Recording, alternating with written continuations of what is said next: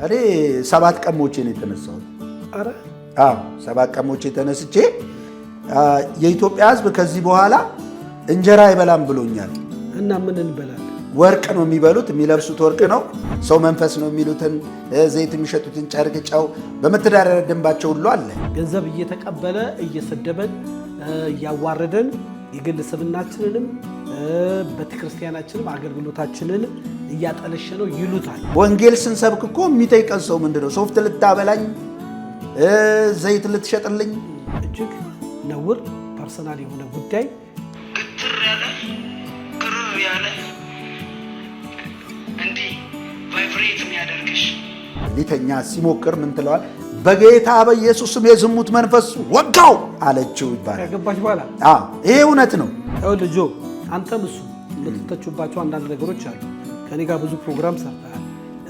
አንተም አቤል አቡናም መሰሎቻችሁ ብዙ ጊዜ የቤተ ክርስቲያንን ገበና በአደባባይ በማስጣት የወንጌላውያን ቤተ ክርስቲያን ተቀባይነት እንዲያጡ አድርጋቸዋል ትባላለህ። እኔ መናገር የምፈልገው እነዚህን የአፍሪካ ጠንቋዮች ልበላቸው ነቡሽሪን የአብያተ ክርስቲያናት ገበና አወጣችሁ ለሚለው የትኛውን ገበና?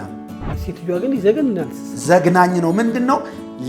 አንድ ልጅ እንዲህ ሲል ለመናገር ራሱን የከበደኝ ማለትም በእግዚአብሔር ጉባኤ ላይ እንዲህ አይነት ጉድ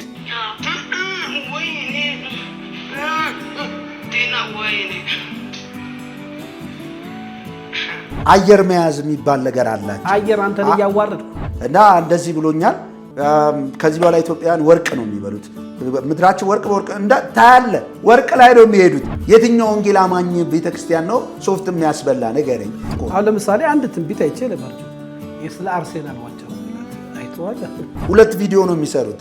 አንድ ያሸንፋል፣ አንድ ይሸነፋል የሚል ሐዋርያው ዳንኤል ጌታቸው በለንደን ፋኑ ታግቶ አንድ ቪዲዮ ተለቆ ነበር።